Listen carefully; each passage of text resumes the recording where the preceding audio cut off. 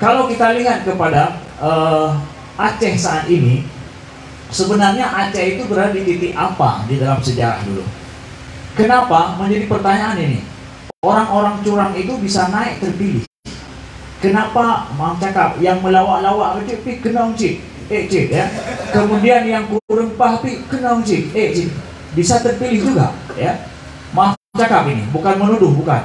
Tapi kan itu bervariasi ya.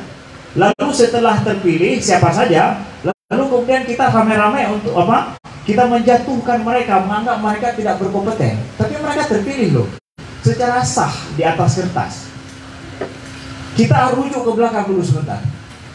Dalam ilmu pemikiran ada namanya dengan grand narasi. Grand narasi itu narasi besar dalam setiap masa dan waktu. Kita rujuk ke Aceh dulu pada awal abad 20. Apa kira-kira grand narasi yang ada di Aceh pada saat itu? Kita dijajah oleh Belanda dan Jepang. Grand narasi adalah sebuah pemikiran yang sama antara semua lapisan masyarakat terhadap satu titik, satu poin. Maka grand narasi ini yang menentukan nantinya siapa yang mereka cocok untuk mewakili kita untuk mengeksekusi banyak permasalahan.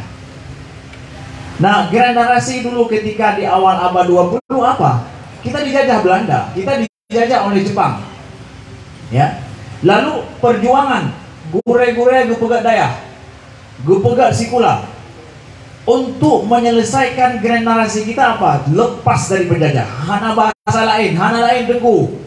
Maka anak dayah, anak pondok yang hebat keluar dari pondok berjihad fisabilillah, berarti berhasil gurainya. Kenapa? Grand narasi kita nggak ada kedua, lepas dari penjajah.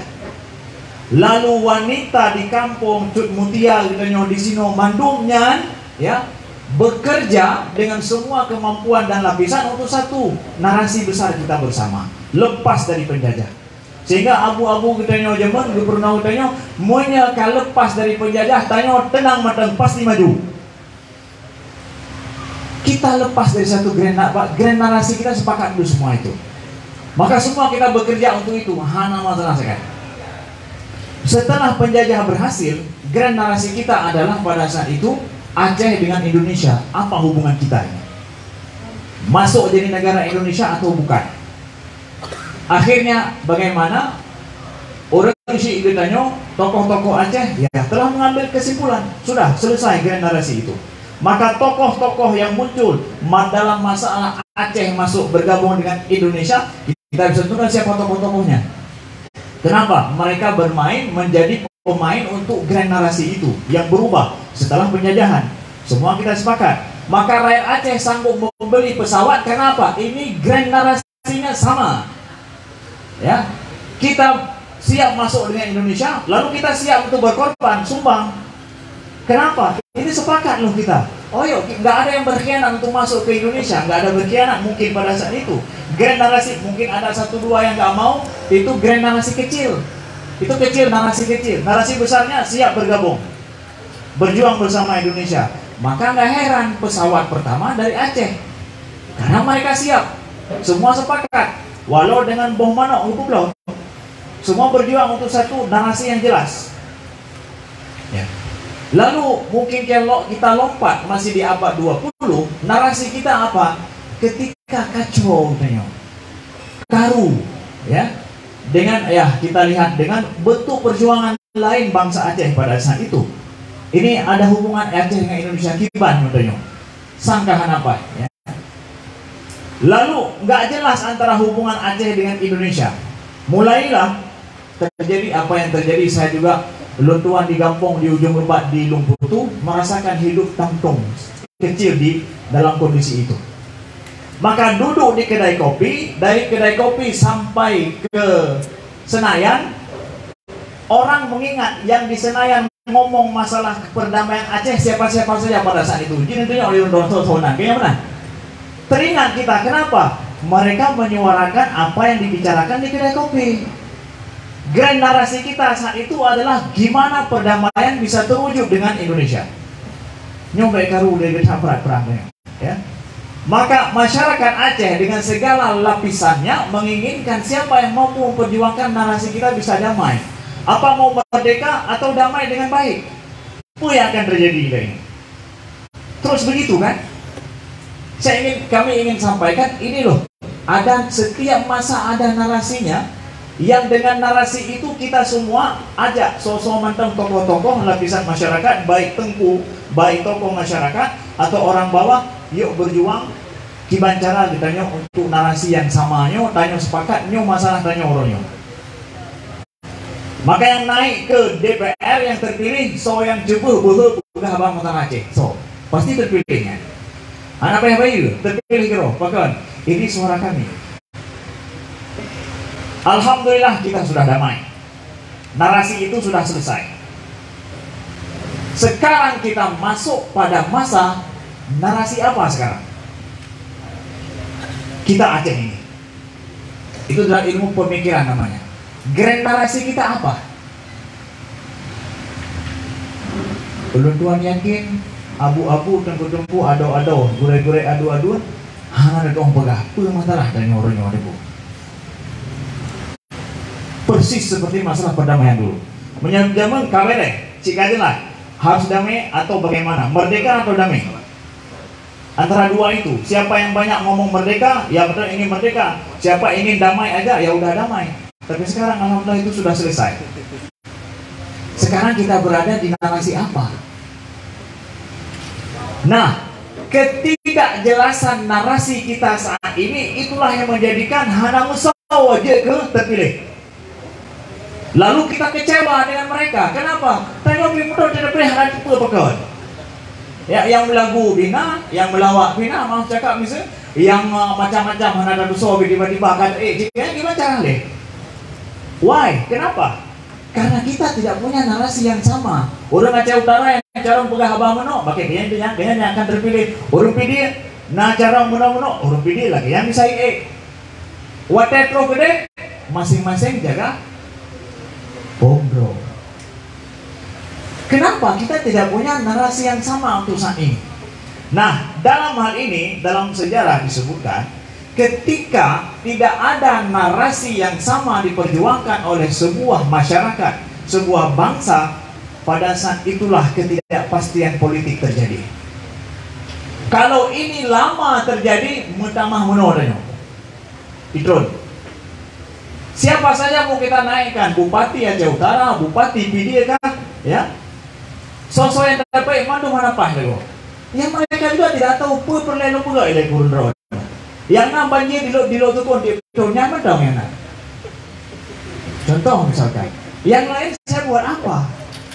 Kayaknya kehendak depu. Akhirnya apa? Ya fakir miskin mendang kalau kita tajuk nomor duafa mendang yang nanya mendang.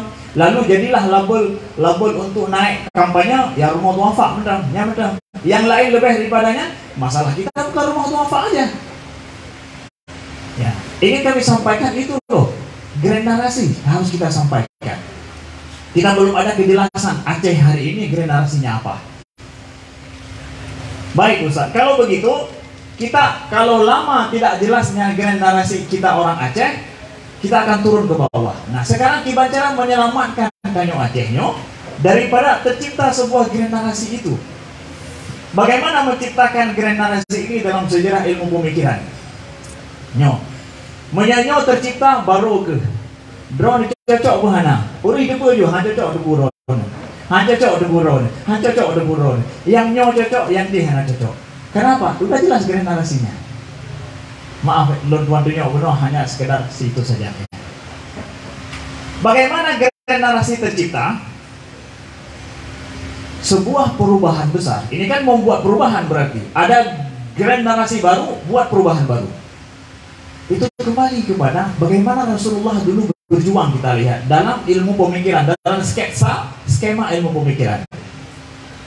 Rasulullah memulai perubahan di Mekah itu dan juga di Madinah kemudian itu memulai dengan apa?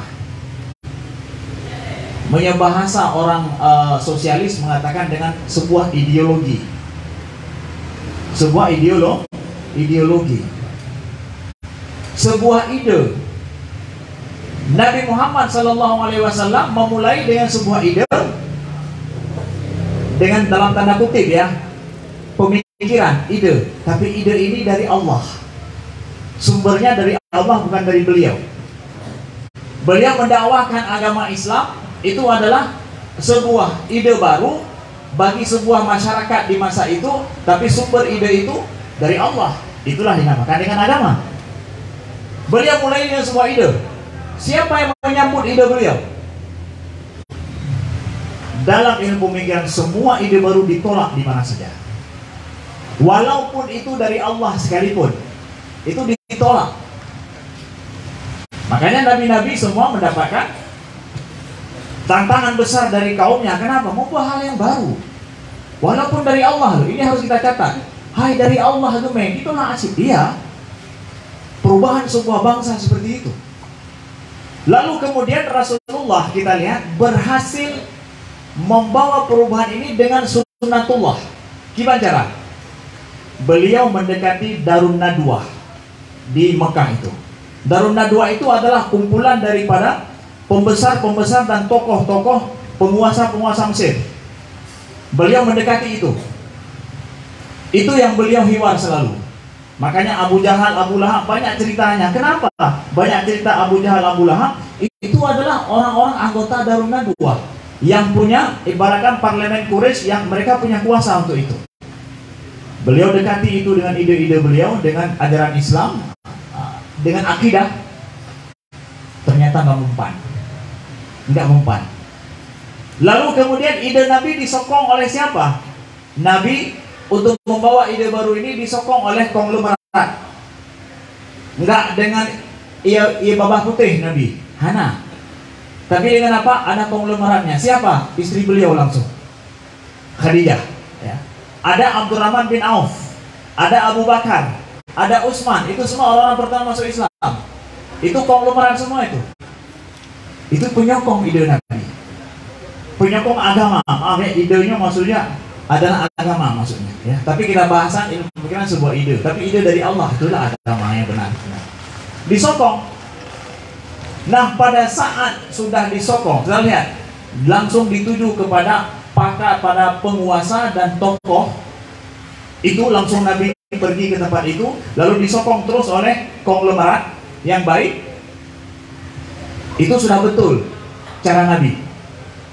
Caranya hanya salah, kau betul, tapi belum berhasil. Cara sudah betul, tapi belum berhasil. Akhirnya apa? Nabi ganti strategi. Nabi mulai bicara dengan kabilah-kabilah di luar kota Mekah. Padiai Mekahnya hasil. Konglomerat sudah menyokong beliau, tapi ternyata tidak berhasil. Bicaralah beliau dengan kabilah-kabilah di luar Mekah. Hiwar beliau dengan kabilah-kabilah di luar Mekah. Siapa yang mau terima ide beliau perubahan ini? Nggak ada yang diterima ternyata. Pergi ke Taif, nggak mau terima juga. Bele takut ide pribadi beliau haidung ihom. Itu makna beliau keluar dari Mekah tuh untuk bicara dengan orang di luar Mekah. Artinya Nabi bicara dengan lapisan lain daripada masyarakat. Kalau lapisannya haidrimam lonjak pada lain. Tapi caranya benar tuh. Mulai dengan tokoh, dengan ada konglomerat yang menyokong ide baru. Lalu setelah itu nggak berhasil di Mekah. Mulailah Nabi bicara dengan tokoh-tokoh Madinah yang datang haji. Tetap tokoh-tokohnya dulu. Makanya ada Bai'ah Aqabah pertama dan kedua, itu tokoh-tokoh daripada lapisan masyarakat Madinah. Tokoh-tokoh ini ya gemak Nabi. Yang mereka berjanji kalau seandainya nanti tahun depan kami akan berhaji lagi, kami akan bawa orang-orang lagi. So yang mego, orang biasa atau tokoh? Tokoh, kalau orang biasa. Ya, berhasil diterima sama tokoh, ternyata betul. Di luar ekspektasi Nabi, jumlah yang datang itu sampai 70 orang lebih masuk Islam. Ada wanita dari dua kabilah yang sedang berperang, Aus dan Khazraj. Padahal tokoh orang Aus dan Khazraj sedang berperang itu. Kedua belah pihak ini ada. Ini mengejutkan bagi Nabi. Kok bisa? Dua kabilah sedang berperang, tapi mereka siap menerima sebuah ide perubahan. Mereka sepakat berhenti.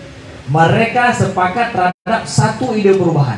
daripada Nabi. Muhammad benar, Muhammad ini Nabi Allah, apa yang dikatakannya benar. Berarti kita Aus dan Khazraj, perjuangan kita bukan daya kita mau perang Tigre roh sih, tak mau perang demi Nabi Muhammad. Mereka menerima satu grand narasi baru. Kalian terima, hana perang Tigre roh le, hana sih mau perang demi Nabi Muhammad. Maka mereka mengikrarkan, kami akan membela engkau wahai Muhammad dengan jiwa, dengan anak kami, dengan harta kami. Hijrahlah ke Madinah. Jadi dua suku yang berseteru sepakat dengan satu generasi. Siapa? Topiknya Nabi Muhammad hana lain ber, hana perang lain, hana perang lain. Topiknya Nabi Muhammad. Udah. Pentingnya ada satu kesepakatan terhadap generasi bersama. Orang Aceh Bidi, orang Aceh Utara, apa generasi kita teman-teman aja. Supaya di sigro yang lagi itu mohon dari Bidi dengan Aceh Utara misalnya. Ya aja lah, boleh. Hana mau pulang kaki berarti dia tak dalam perang Tigre. Pani awak Aceh Utara hana apa lagi? Awak Bidi biar apa sih? Nggak ada satu generasi kita. Nah, kemudian Rasulullah SAW kita lihat berhasil di Madinah. Berhasil beliau karena apa? Enggak sendirian, disokong oleh semua lapisan masyarakat Madinah, terkhusus Aus dan Khazraj yang paling besar. Yahudi nyokong juga kan? Nyokong. Yahudi di awal itu nyokong. Makanya mereka mau buat apa? Fakta Madinah disepakati oleh Yahudi dengan Nabi. Kamu sokong sih, menyenayang perang Madinah sama-sama tak lawan. Berarti sokong Nabi siapanya? Itu loh namanya sebuah grand narasi besar.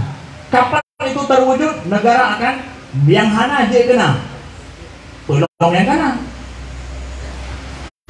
Akan terwujud itu, saudaraku yang dimuliakan Allah.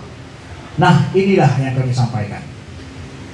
Untuk mencari sebuah kriteria pemimpin mulai dari kecil mungkin sampai bupati dan gubernur kita nanti, nyawa yang head gitu ya. Kita belum punya grand narasi bersama. Lalu dengan demikian berarti grand narasi itu dimulai oleh satu orang, boleh jadi. Gemai sebuah ide baru, lesiraurun di Aceh. So, nah ide itu boleh saja siapa yang bawa, atau dibawa oleh sebuah orang kawan-kawan FTA, kawan-kawan KMPI, atau kawan-kawan IKAT, boleh saja. Kita adu ini. IKAT lebih berapa masalahnya, RTA lebih berapa permasalahannya, kemudian KNPI masalahnya, orang dayah kita dan di dayah bicara banyak masalah ini. Ini membuat tajuat sebuah generasi loh. Tapi mungkin hanya hikap untuk loh. Bahkan hikap. Kalau Nabi Muhammad sendiri kan memulai, tapi dengan sunnatullah yang betul. Ada yang saat didukung oleh konglomerat, kemudian juga tokoh-tokoh yang didekati. Saat nggak mempan, Nabi tetap berjuang.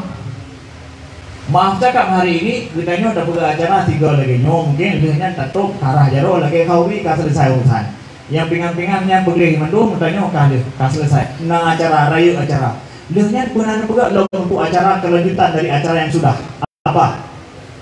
Hana kita dengan punah acara lain bagi sponsor buka mungkin didulain lom kalau didulain lom. Jadi didulawai kiban man. Hana tidak lanjut hana. Berarti pejuang untuk sebuah grand narasi tidak ada. Tidak ada konsisten. Kalaulah di sini permasalahan kita adalah banyaknya duafa, banyaknya banjir, silakan orang Aceh Utara buat sendiri. Tanya kalian pun. Nah, dalam diskusi seperti ini kita wujudkan dengan banyaknya lapisan masyarakat. Kamu sang setuju idenya.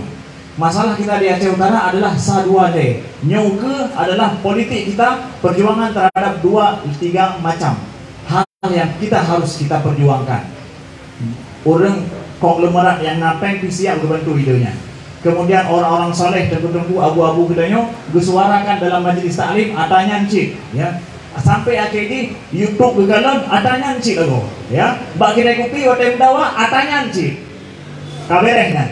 Punya katro bak kira kopi lagi nya sudah bagus. Itu akan terbentuk satu grand narasi. Dia butuh waktu.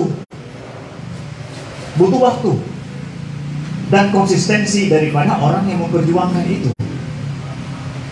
Nah sekarang saya ingin mengatakan rusaknya sebuah negara kadang itu disebabkan juga oleh para elit politiknya yang tidak berkompeten, dan itu contohnya terjadi langsung. Libanon hari ini yang perlihat dari sih bahasa dunia luar negeri. Libanon hari ini adalah menjadi negara yang gagal padahal tidak terjajah. Hanai kamang awa asing u Libanon.